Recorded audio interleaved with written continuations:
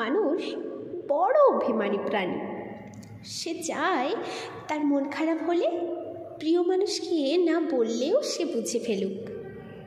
Phone করে খানিক ম্লান গলায় হ্যালো বলতেই ওপারের মানুষটা বলুক, তোমার মন খারাপ? তার এলোমেলো চুল, খানিকটা লাল চোখ দেখে বলুক, তোমার ঘুম হয়নি রাতে?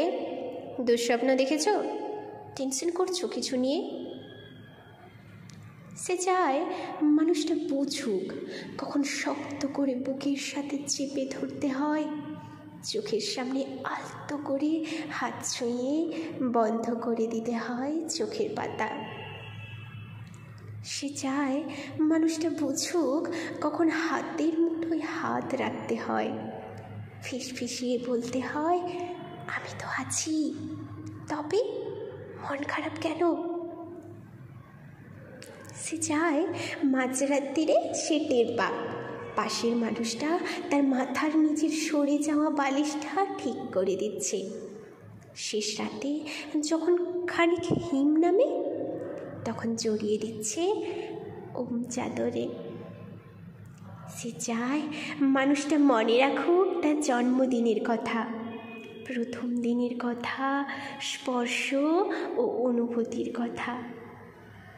সে চায় তাকে ছুঁয়ে দেখতে গিয়ে কেউ মিথ্যে মিথ্যে অজুহাত বানাক, কেউ কপাল ছুঁয়ে বলুক, দেখি দেখি তোমার জ্বর নয় তো।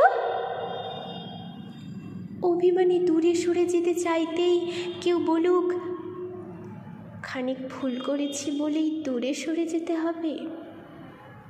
তবে এই যে এত ভালোবাসি, তাতে আরো কাছে আসা যায় না? আরো আরো কাছে, অনেক অনেক কাছে। মানুষ বড় অভিমানী প্রাণী। তারা দুজনেই ভাবে এ সবই ওই মানুষটা করুক, ওই অন্য মানুষটা। কিন্তু শেষমেশ করা হয় না কারোই।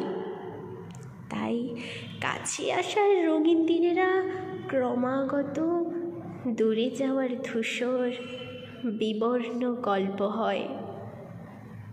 মানুষ বড্ড অভিমানী প্রাণী।